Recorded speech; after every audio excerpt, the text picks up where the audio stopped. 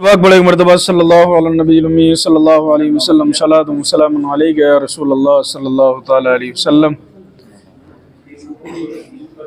बयान चल रहा था मसाइल तहारत का, और आपने सुना था कि किन किन सूरतों में कुरान अज़ीम को छूना मना है और नापाकी की हालत में कौन कौन सी इबादत नहीं करना चाहिए। यह आप हजरात ने तवज्जो के साथ सुना। आज से बयान शुरू होता है इस्तिंजा के मुताल्लिक। इस्लाम के अंदर हर एक चीज़ को अल्लाह के नबी सल्लल्लाहु अलैहि वसल्लम ने वाज़ेह लफ्ज़ों में बयान फरमा दिया। इस्लामी एतबार से हम तमाम को अपनी इबादत मामलात करना चाहिए। नमाज पढ़ना, रोज़ा रखना, ज़िंदगी के रोज़मर्रा के मामलात उसी के मुताबिक हमें अदा करना चाहिए। ज़िंदगी का एक हिस्सा क़ज़ाए हाजत यानी पाखाना पेशाब वग़ैरह करना है, तो इस्लामी एतबार से किस तरह से हमें करना चाहिए और किन किन चीज़ों से बचना चाहिए। मसला बयान फरमाते हैं कि जब पाखाना पेशाब को जाएं तो बेहतर यह है कि टॉयलेट से बाहर ये दुआ पढ़ें, बिस्मिल्लाह अल्लाहुम्मा इन्नी अऊज़ु बिका मिनल खुब्सी वल खबाइस। उसके अंदर दाखिल होने के बाद नहीं पढ़ना है, बल्कि बाहर जो है पढ़ना है। सबसे पहले जब टॉयलेट जाएं तो कौन सा कदम पहले उसके अंदर रखें। फरमाते हैं कि पहले बायां कदम पहले दाखिल फरमाएं। एक होता है दाया और एक होता है बाया। बाया कौन सा हुआ? लेफ्ट। तो लेफ्ट वाला कदम जो है वो पहले जो है उसके अंदर पहले रखना है, और जब निकलेंगे तो कौन सा कदम पहले निकालेंगे? राइट वाला, सीधा वाला। जब जाएंगे तो उल्टा और जब निकलेंगे तो सीधा कदम। अब जाहिर सी बात है कि जब इंसान अपनी हाजत के लिए गया है तो उसे जाना भी है और आना भी है। जब आना जाना है ही तो इस आने जाने को सही तरीके से आना जाना करना, ताकि उसको सवाब भी पाए कि सीधा के उल्टा कदम रख करके जाए और सीधा कदम जब निकले तो पहले सीधा कदम निकाले। ये बातें सुनने के लिए नहीं मिलती और ना ही कोई बताता है। इसलिए ये छोटी छोटी बातें जो होती हैं इस्लाम की, इनको हमें सीखना चाहिए, क्योंकि यह जिंदगी का हमारा एक हिस्सा है।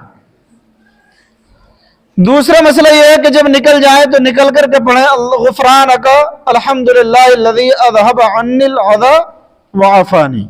या ये भी ना पढ़े तो सिर्फ इतनी लंबी दुआ ना पढ़े, तो सिर्फ गुफ़रानका पढ़ लें। क्या? गुफ़रानका। दूसरा मसला ये बयान फरमाते हैं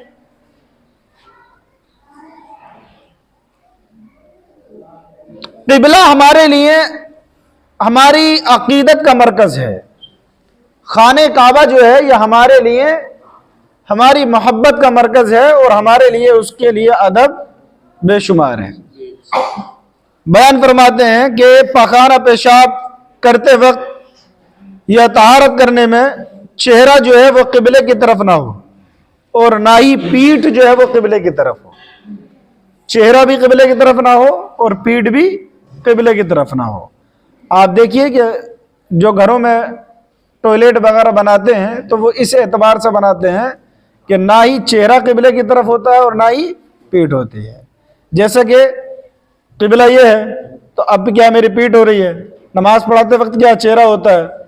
मदरसे में जो बाथरूम बना है वो ऐसा बना है, ठीक है।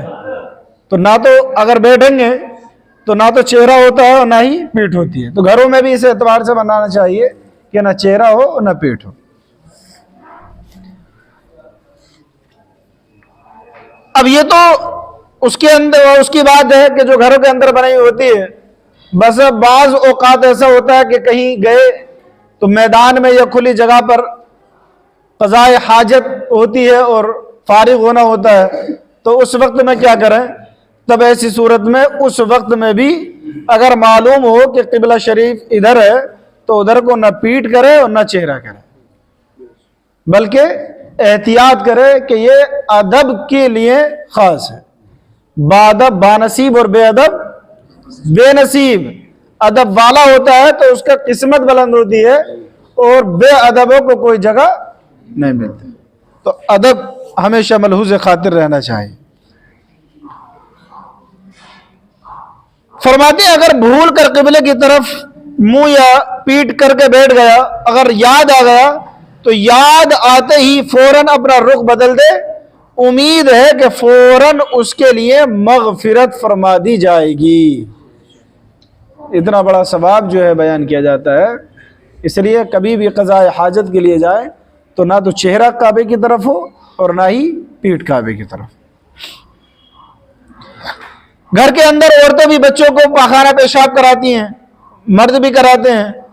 تو ایسا ہوتا ہے کہ بچوں کو لگا تو جدھر کو روکے ادھر کو کر دیا، خیال ہی نہیں کرتے کہ احتیاط کرنا چاہیے بچوں کو بھی پاخانہ پیشاب کراتے ہوئے. کہتے بچوں کو جب حاجت ہو تب ایسی صورت میں پاخانہ پیشاب کراتے وقت کرانے والے کو یہ مکروہ ہے کہ اس بچے کا منہ قبلے کو ہو، اور یہ جو کرنے والا ہوگا، جو اس کو کرانا ہوگا بچے کو، یہ اگر جان بوجھ کر کے کرائے گا، اس کو پتا ہے ادھر کعبہ ہے، پھر بھی بچے کا چہرہ یا پیٹ کرے گا تو یہ گناہ گار ہوگا، گناہ گار ہوگا. اس لیے یہ مسئلہ گھر پر بھی بتائیں کہ جب بچے کو قضاء حاجت کرانا ہو، واش روم سے فارغ کرانا ہو باتھ روم سے، تب ایسی صورت میں اس کا چہرہ اور پیٹھ کا خیال رکھیں کہ بچے کا وہ قبلے کی طرف نہ ہو. چوتھا مسئلہ یہ ہے کہ پاخانہ پیشاب کرتے وقت سورج اور چاند کی طرف نہ منہ ہو نہ پیٹھ ہو. سورج اور چاند کی طرف اندر ہے تب تو کوئی وہ ہی نہیں ہے کیونکہ پڑ ہی نہیں رہا ہے، لیکن کسی کھلی جگہ پر ہے تو سورج نکل رہا ہے تو اس طرف نہ ہو. رات کا وقت ہے، چاند نکلا ہوا ہے تو چاند کی طرف بھی نہ ہو. اور ایسے ہی ہوا کے رخ کی طرف پیشاب کرنا منع ہے. ہوا ادھر کی چل رہی ہے تو وہ ادھر کو ہی جو ہے بیٹھ کر کے پیشاب کر رہا ہے یا کھڑے ہو کر کے کر رہا ہے. اس لیے منع کیا گیا کہ اگر ادھر کو ہی کرے گا تو پیشاب کی وہ چھینٹیں اڑ کر کے جائیں گی، کسی کے لگیں گی. اس لیے پہلے ہی منع کر دیا گیا کہ جدھر ہوا کا رخ ہو ادھر نہیں کرنا چاہیے. اندر ہے اس کا تب کوئی مسئلہ نہیں ہے، لیکن کھلی جگہ پر ہے تب اس کی مسئلے کی ضرورت پڑے گی. کن کن جگہوں پر واش روم یعنی قضاء حاجت کرنا منع ہے؟ باتھ روم کہاں پہ؟ آج کل تو الفاظ بدل گئے نا، انگلش چل رہی ہے، یہ اردو کے الفاظ ہیں. کہاں کہاں پر؟ کنویں آج کل ہے نہیں، کنویں کی جگہ پر جہاں پر پانی کی جگہ ہے، ٹنکی لگی ہوئی ہے، یا اور کوئی ایسی جگہ ہے جہاں پر پانی استعمال کیا جاتا ہے تو وہاں پر فارغ ہونا منع ہے. کسی حوض کے کنارے پر منع ہے. کوئی پانی کا چشمہ جہاں پر بہتا ہو وہاں پر منع ہے. ایسے ہی کسی گھاٹ پر وہاں پر بیٹھ کر کے منع ہے. ایسے ہی پھلدار درخت کے نیچے کیونکہ وہاں پر لوگ آتے جاتے ہیں اور ان پھلوں کو توڑنے کی حاجت بھی ہوتی ہے تو اس کے نیچے پیشاب کرنا پخانہ کرنا دونوں منع ہے. ایسے ہی اس کھیت میں جس میں کسانی ہوتی ہو، اناج اگایا جاتا ہو، اس کھیت کے اندر بھی واش روم کرنا منع ہے. یا جس جگہ پر سایہ ہو اور لوگ وہاں پر اٹھتے بیٹھتے ہوں تو وہاں پر بھی منع ہے. یہ مسئلہ بڑا اہم ہے، اس کو سنیں. مسجد اور عیدگاہ اور قبرستان یا مدرسے کے پہلو میں جہاں پر اس کی دیوار ہوتی ہے وہاں پر بھی پیشاب اور پخانہ کرنا منع ہے. بعض جگہوں پر آپ دلی کے اندر دیکھیں گے، میں نے خود دیکھا ہے کہ مسجد کی دیوار ہوتی ہے تو وہاں پر ہی لوگ کھڑے ہو کر کے پیشاب کرتے ہیں. بہت ساری ایسی جگہوں پر ہیں شہروں کے اندر اور گاؤں دیہاتوں کے اندر بھی کہ مسجد یا مدرسے کی اگر دیوار ہو، قبرستان کا تو اور زیادہ حال خراب ہے. لوگ اور خود کرنے والا کوئی نہیں ہوتا، غیر مسلم نہیں ہوتے ہیں بلکہ وہ مسلمان ہی ہوتے ہیں. آپ دیکھو قبرستان کی دیواروں پر وہاں پر پخانہ پیشاب کیے ہوئے ہیں، مسجدوں کے در و دیوار پر وہاں پر اس سے لگ کر کے کرنے والے. مطلب اتنا شعور نہیں ہے کہ اپنی جو عبادت گاہیں ہیں یا جہاں پر مردے دفن ہوتے ہیں ان کا کم سے کم خیال رکھا جائے. تو ان جگہوں پر کرنا یہ شریعت کے اعتبار سے بالکل منع ہے، کرے گا تو ایسے ہی عیدگاہ کا بھی یہی حال ہوتا ہے، تو بچنا چاہیے، نہیں کرنا چاہیے۔ جس جگہ جانور بندھے ہو ان جگہ پر کرنا یہ مکروہ ہے، جس جگہ وضو یا غسل کیا جاتا ہو وہاں پر کرنا منع ہے۔ غسل کیا جاتا ہو تو غسل خانے کے اندر، وہاں پر جو بعض لوگ جاتے ہیں نہانے کے لیے گئے، اگر پیشاب کی حاجت ہوئی تو غسل خانے کے اندر ہی پیشاب کر دیتے، حالانکہ غسل خانے کے اندر پیشاب کرنے سے پہلی بات تو گھر کے اندر محتاجی آتی ہے، گھر کے اندر بے برکتی پیدا ہوگی، انسان خود بیماریوں میں مبتلا ہو جائے گا۔ دوسری چیز یہ ہے کہ جہاں جس جگہ پر نہایا جا رہا ہے وہاں پر قضاء حاجت کرنا یہ منع ہے، مکروہ ہے۔ ایسی سخت زمین پر جس سے پیشاب کی چھینٹیں اڑ کر آئیں پیشاب کرنا منع ہے،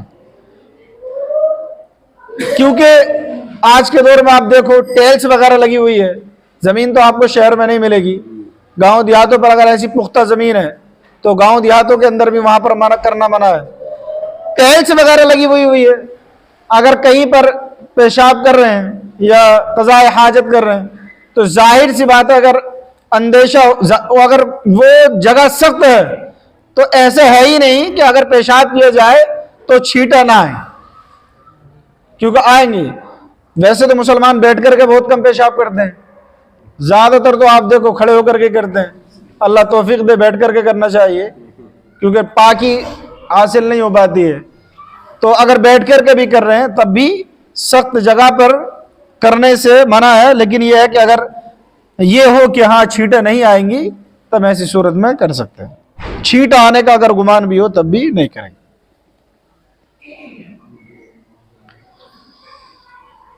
یہ مسائل استنجا کے متعلق ہیں، اور کوئی بھی بات ہو دین کے اعتبار سے سمجھنے کی تو اس میں شرم و جھجک نہیں ہونا چاہیے، ایسا نہ ہو کہ پوری زندگی اسی میں نکل جائے اور جو ہے وہ گناہ ہوتا رہے۔ اللہ کے نبی صلی اللہ علیہ وسلم نے ہمارے لیے ہر ایک چیز کو بیان فرما دیا۔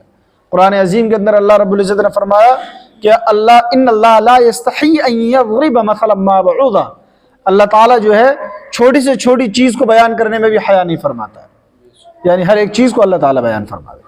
تو اگر کسی کو کوئی مسئلہ معلوم کرنا ہو تو بلا شرم و حیا جو ہے معلوم کر سکتے ہیں۔